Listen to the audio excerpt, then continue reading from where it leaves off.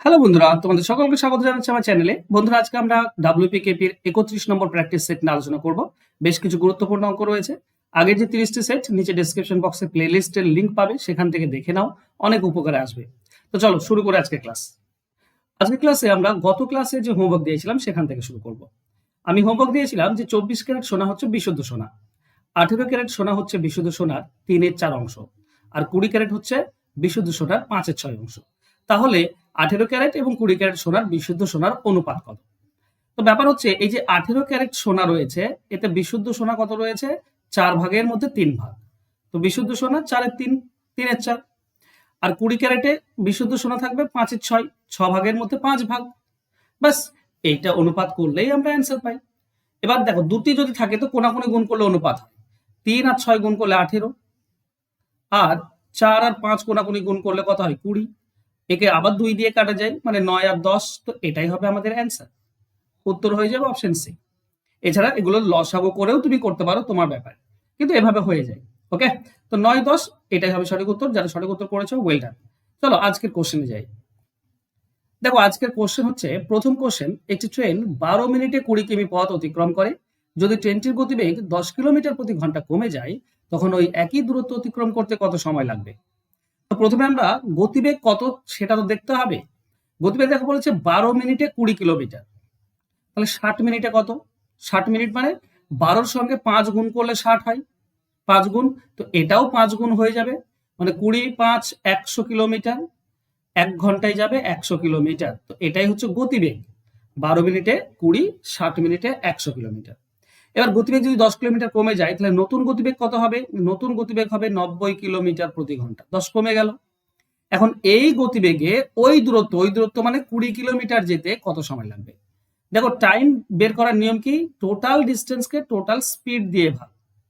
তো total distance কত? 20 kilometre. আর total speed কত? 90। 90 দিয়ে ভাগ, এত ঘন্টা পাবে। একে তুমি 60 দিয়ে গুণ করলে মিনিট পাবে। তো 60 দিয়ে গুণ করে দাও। এখন দেখো, 30 দিয়ে কেটে দাও 3, এটা 30 দিয়ে কেটে দিলে 2, তো 40/3 মিনিট। এটা মিনিটে পাচ্ছি। অপশনের দিকে তাকাও, মিনিট সেকেন্ড দেওয়া আছে। এটাকে পূর্ণ ভেঙে দাও, পূর্ণ ভাঙলে তুমি 13 পূর্ণ 1/3 মিনিট পাবে। 13 পূর্ণ 1/3 মিনিট, তার মানে 13 পূর্ণ মানে 13 মিনিট। আর 1/3 মিনিট মানে 3 ভাগের, একটা মিনিটের 3 ভাগের 1 ভাগ। 3 ভাগের 1 ভাগ 20 সেকেন্ড হয়। 1 মিনিটের 3 ভাগের 1 ভাগ 20 সেকেন্ড। তো 13 মিনিট 20 সেকেন্ড, অর্থাৎ অপশন সি আমাদের সঠিক উত্তর। ওকে, চলো নেক্সট কোশ্চেনে যাবো। কোশ্চেন দেখো, কিউব রুট দেওয়া আছে। আচ্ছা, কিউব রুট যদি দেওয়া থাকে, একটা জিনিস মনে রাখো, এই ধরনের অঙ্ক স্কোয়ারও থাকতে পারে, কিউব রুটও থাকতে পারে। তো মনে রাখবে, এখানে প্রথম যে সংখ্যাটি আছে 22, তাই না? এর পরের পূর্ণ ঘন সংখ্যা কি? এখানে কিউব রুট ঘন দেওয়া আছে, ঘনমূল। ঘনমূল দেওয়া আছে, তো 22-এর পরে, জাস্ট পরে, ঘন পূর্ণবর্গ ঘন, সরি, ঘন সংখ্যা কত হবে? ঠিক আছে, পূর্ণ ঘন সংখ্যা কত হবে? না 27। 27-এর যদি তুমি কিউব রুট করো তো কত হয়? 3। মানে 3-এর কিউব করলে 27 হয়। তো 27-এর ঘন রুট করলে 3 পাবো। তো অ্যান্সারও কিন্তু আমাদের 3 হয়। ম্যাক্সিমাম ক্ষেত্রে এটাই হয়ে থাকে, সবগুলো করার দরকার হয় না। প্রথমটা দেখেই তুমি অ্যাকচুয়ালি অ্যান্সার ধারণা করতে পারবে। চলো এটাকে আমরা ডিটেলস একটু বুঝে নিই।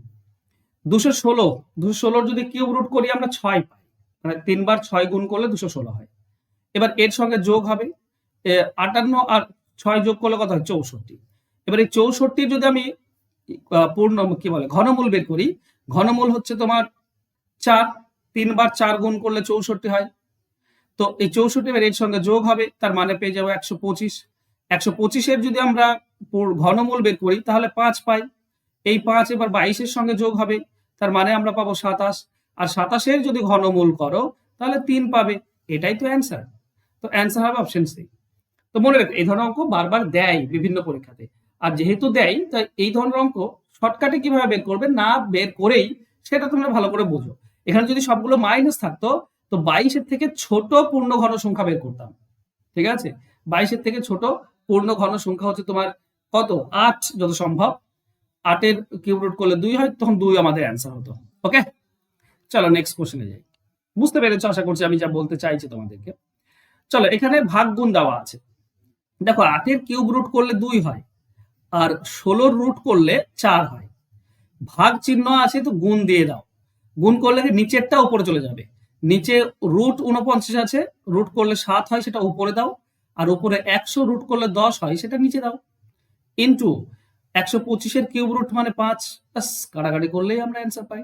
দেখো 2 এর সঙ্গে 10 কাটলে 5, 5 দিয়ে 5 কেটে দিলে আমরা 7 ডিভাইডেড বাই 4 পাই। 7 ডিভাইডেড বাই 4 মানে অপশন বি আমাদের উত্তর। ক্লিয়ার সবার? চলো নেক্সট কোশ্চেন যাব।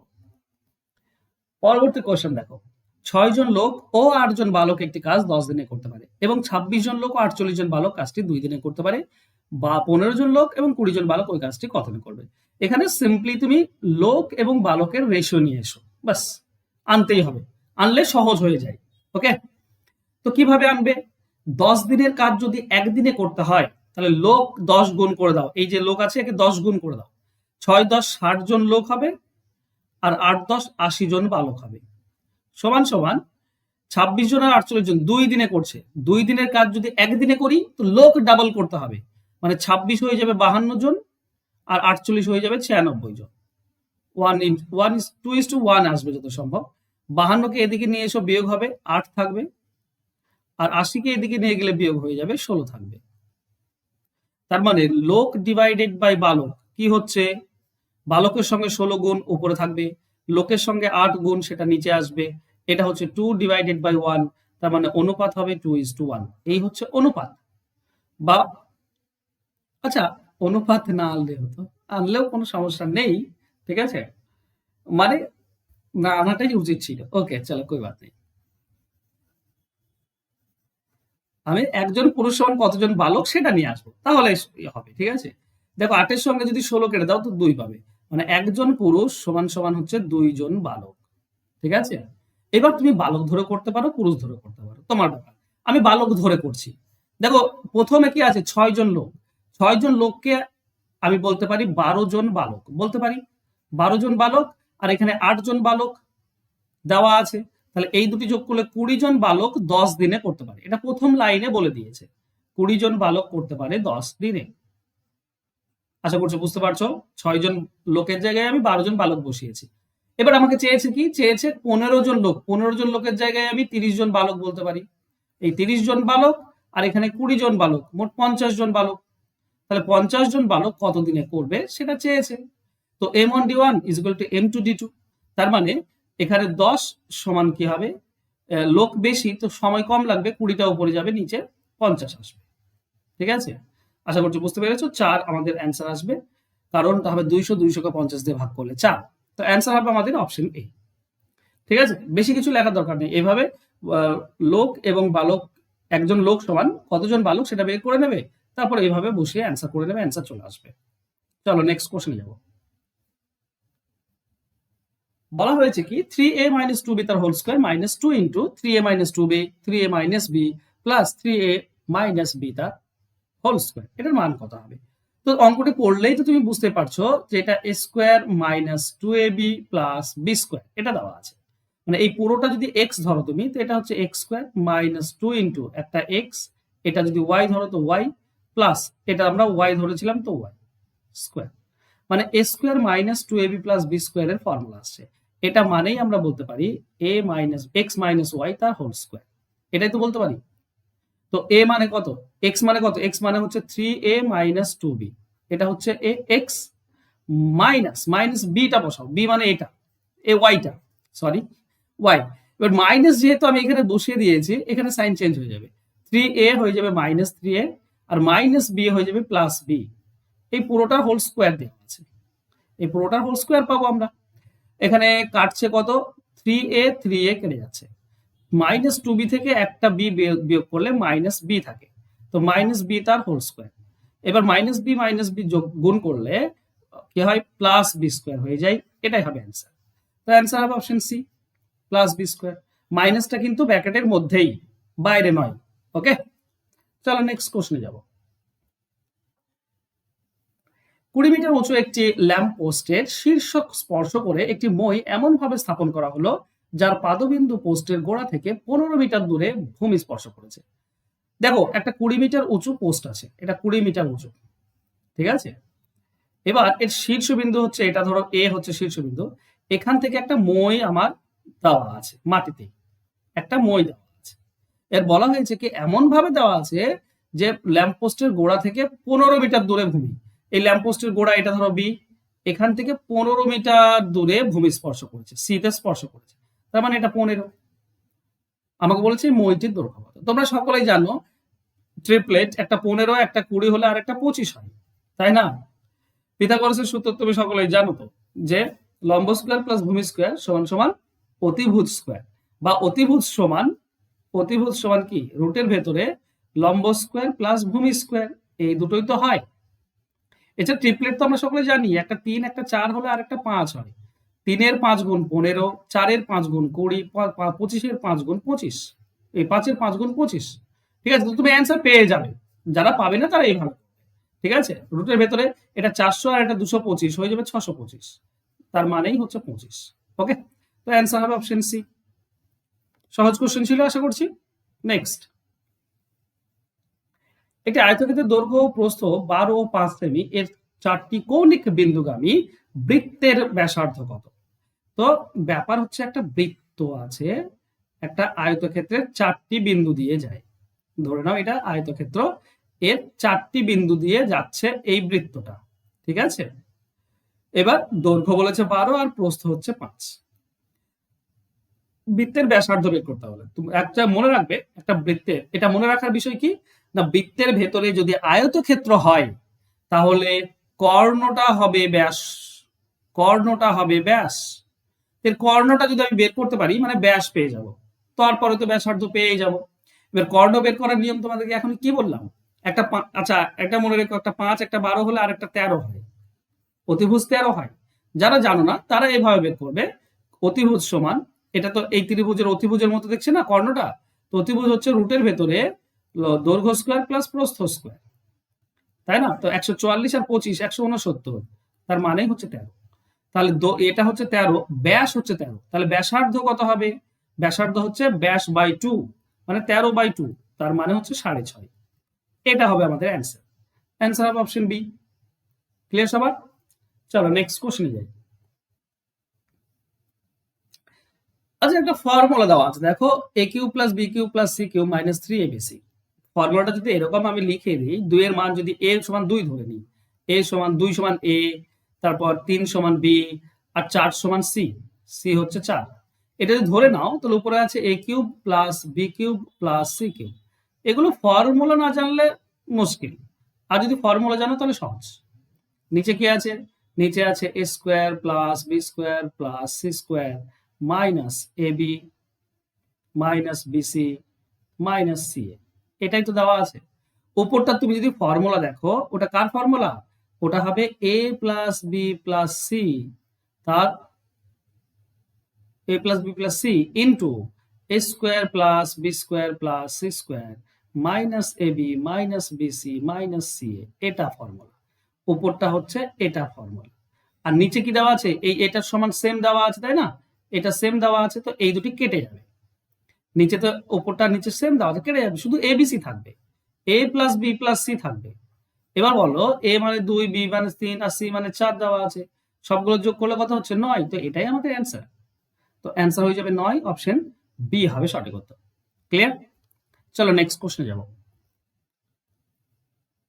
প্রশ্ন বলেছে এ 4/5 অংশ কাজ 20 দিনে শেষ করে, এখন বি কে সঙ্গে নিয়ে বাকি কাজ 3 দিনে শেষ করে, তাহলে বি একা করলে কাজটি কত দিনে শেষ হবে? খুব ইম্পর্টেন্ট অঙ্কটি, খুব ইম্পর্টেন্ট, অনেকেই ভেবাচাকা হয়ে যায়, কিন্তু কিচ্ছু না, খুব সহজ।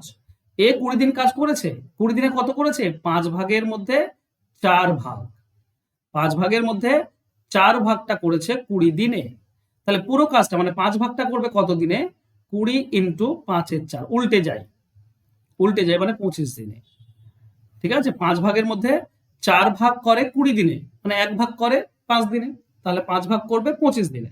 এবার ব্যাপার হচ্ছে এ তার মানে কাজটা 25 দিনে করতে পারে, এখানে 20 দিন করে ফেলেছে, তাই না?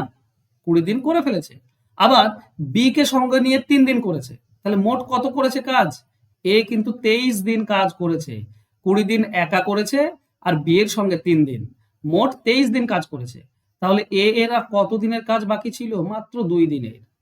মানে আর 2 দিন যদি এ কাজ করতো তো কাজটা হয়ে যেত। কিন্তু এই যে 2 দিনের কাজ, এই কাজটা অন্যজন সম্পন্ন করেছে। কে? বি। বি কাজটা সম্পন্ন করে দিয়েছে। তো বি তাহলে 3 দিন করেছে কাজ, এর সঙ্গে 3 দিন। তাহলে 3 দিনে কতটা করেছে? যেটা এ এর বাকি ছিল সেটাই তো করেছে। এ এর 2 দিনের কাজ বাকি ছিল সেটাই করেছে 3 দিনে। তাহলে আমরা বলতে পারি এ যেটা 2 দিনে করে, বি সেটা 3 দিনে করে, মানে 1.5 গুণ। তাহলে এ যেটা 1 দিনে করবে, বি করবে 3/2 দিনে। তাহলে এ যেটা 25 দিনে করে, এ তো টোটাল কাজটা 25 দিনে করতে পারে। তাহলে এ যেটা 25 দিনে করে সেটা কত দিনে করবে? 25 গুণ হয়ে যাবে। তার মানে হবে 75/2 অর্থাৎ 37.5 দিনে। এই হচ্ছে ব্যাপার। তো অ্যান্সার হবে 37.5, অপশন সি হবে উত্তর। এছাড়া আমরা অনেক আগে পেয়ে গিয়েছিলাম এখান থেকেই 2 থেকে 3 1.5 গুণ। তাহলে 25 থেকে 25-এর 1.5 গুণ হবে 37.5, 12.5 যোগ হয়ে যাবে, তাই না? 25-এর অর্ধেক যোগ হয়ে যাবে। তা আমরা অনেক আগে পেয়ে গিয়েছিলাম। আশা করছি তোমরা ওখান থেকেই করে নেবে, এত দূর করার দরকার হবে না। চলো নেক্সট। আচ্ছা, এই কোশ্চেনে আসছি, তার আগে তোমাদেরকে বলি ফাউন্ডেশন ব্যাচ আগামী 15 তারিখ থেকে শুরু হচ্ছে, 15ই অক্টোবর ফাউন্ডেশন ব্যাচ। এখানে তুমি অ্যাকচুয়ালি 0 থেকে করতে পারবে 15ই অক্টোবর। চ্যাপ্টার ধরে ধরে আমি এখানে তোমাদেরকে অঙ্ক শেখাবো লাইভ, তাছাড়া রেকর্ডেড থাকবে, পিডিএফ থাকবে উইথ সলিউশন উইদাউট সলিউশন। তোমরা এখানে পাটিগণিত শিখতে পারবে, অ্যারিথমেটিক শিখতে পারবে, তুমি অ্যালজেব্রা শিখতে পারবে, অ্যালজেব্রাও তোমাদেরকে করাবো, মেনসুরেশন অর্থাৎ পরিমিতি তোমরা পাবে এখানে, তারপর জ্যামিতি জিওমেট্রিও পেয়ে যাবে। তো এই সবগুলি, যেটা সব থেকে ইম্পর্টেন্ট যে কোনো পরীক্ষার জন্য, এই সবগুলো তুমি পাবে। তুমি ডাব্লিউপি কেপি আগামী ডিসেম্বরে আবার ভ্যাকেন্সি আসছে, সেখানেও তার জন্য প্রিপারেশন নিতে পারো। তুমি যদি প্রাইমারি টেট বা আপার প্রাইমারি টেট দেবে, তাও এগুলো দরকার। রেলওয়ের জন্য এগুলো আবশ্যিক, সিএইচএসএল, এমটিএস, ফুড, ক্লার্কশিপ সবই দরকার।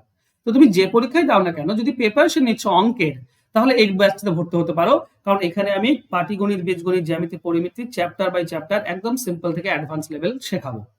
ফাউন্ডেশন ব্যাচ 0 থেকে স্টার্ট হবে, তো এটাতে ভর্তি হতে পারো। আর যারা ডাব্লিউপিকেপি এবছর দিচ্ছ, তাদেরকে বলবো সাজেশন ব্যাচে ভর্তি হয়ে যাও। মাত্র 48টি ক্লাস আছে। এই 48টি ক্লাস তুমি যদি দিনে 2 ঘন্টা করে ক্লাস করো, 24 দিনে শেষ। তুমি দেখবে সমস্ত অঙ্ক কমন পেয়ে যাচ্ছ, সমস্ত টাইপ কমন পেয়ে যাচ্ছ। কারণ অল টাইপস তোমাদেরকে আমি এখানে শেখাই ভালো করে, যাতে করে তোমরা কমন পাও। তো অবশ্যই কমন পাবে, এটা ভর্তি হয়ে যেতে পারো। পরীক্ষা পর্যন্ত ক্লাস চলবে। ওকে। আচ্ছা, একটা কোশ্চেন আছে, এটা তোমাদের জন্য আমি হোমওয়ার্ক রাখছি। বলা হয়েছে 4টি সংখ্যার যোগফল 6 আর দুটি সংখ্যার যোগফলের গুণফল হচ্ছে 9। এখন বলতে হবে এটার মান কত। পি প্লাস কিউ প্লাস আর প্লাস এস হচ্ছে 6, আর পি প্লাস আর ইন্টু কিউ প্লাস এস 9। তাহলে পি মাইনাস কিউ প্লাস আর মাইনাস এস, এটার ভ্যালু কত হবে? খুব ইম্পর্টেন্ট অঙ্ক, একটু যদি তুমি দেমাক লাগাও তাহলে কিন্তু খুব ইজিলি অঙ্কটার অ্যান্সার বেরিয়ে আসবে। হোমওয়ার্ক থাকলো, অ্যান্সার করার দায়িত্ব তোমাদের। থ্যাংক ইউ সো মাচ বন্ধুরা, আজকে আমার সঙ্গে জুড়ে থাকার জন্য। দেখা হবে নেক্সট ক্লাসে, ততক্ষণ ভালো থেকো, সুস্থ থেকো, ধন্যবাদ।